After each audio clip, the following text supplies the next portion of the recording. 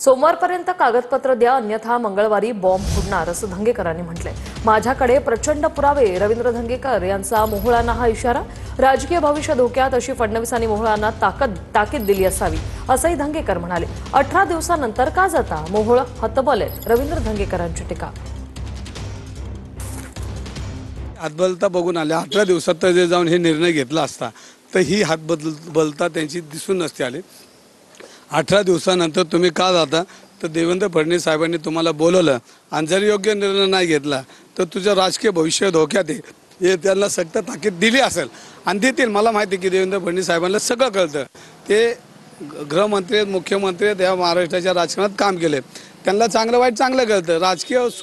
राजकीय सगळे मांबी दंगेकर बोलते बाजूला ठेवा, पण त्यांना चांगलं ज्ञान आहे, ते कारवाई करतील। आंदोलन आहे, धरणं आंदोलन करणार आहे, मी तिथे एक दिवस बसणार आहे। मी म्हणजे जोपर्यंत लोकशाहीच्या माध्यमातून ही लढाई लढणार आहे आणि लढतोय, मी पुरावे टाकतोय। अजून माझ्याकडे प्रचंड पुरावे आहेत। त्यांनी जर हे पुरावे जर माझे काढायचे नसतील तर त्यांनी हे मंदिर सोमवारपर्यंत हे मंदिराचे सगळे कागदपत्र हे समाजाला लिगली ताब्यात जर नाही दिले तर मंगळवारी तुम्ही बॉम्ब बघा कसा पडतोय तो। माझ्याकडे प्रचंड पुरावे आहेत, रवींद्र धंगेकर यांनी मोहोळ यांना हा थेट इशाराच दिलाय। राजकीय भविष्य धोक्यात आहे, फडणवीसांनी मोहोळांना ताकीद दिली असेल असंही ते म्हणाले। तर मुरलीधर मोहोळांचा राजीनामा घेतला गेला पाहिजे असं वडेट्टीवारांनी म्हटलंय। मोहोळांनी कारनामे केलेत, त्यांना पदावर राहण्याचा अधिकार नाही असं वडेट्टीवार म्हणतायत।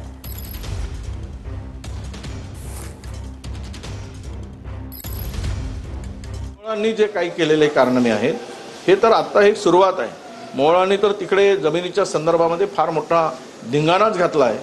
सगळेच घालत आहेत, महाराष्ट्र लुटण्याचं काम सुरू आहे। ते तर वरच्यापासून तर खालीपर्यंत जमिनी लाटण्याचं काम मोठ्या प्रमाणामध्ये हे सुरू झालेलं आहे। पण एक लक्षात घेतलं पाहिजे की मोहोळांनी जे केलेलं त्या पदावर राहून, केंद्रीय राज्यमंत्री पदावर राहून अशा प्रकारे 2-3 हजार कोटीच्या जमिनीमध्ये प्रत्यक्ष भागीदारी जर असेल तर त्याला त्या पदावर राहण्याचा अजिबात अधिकार नाही, हे मात्र या ठिकाणी आवर्जून सांगितलं पाहिजे आणि त्यामुळं त्यांचा राजीनामा घेतला गेला पाहिजे अशीच आमची मागणी असते।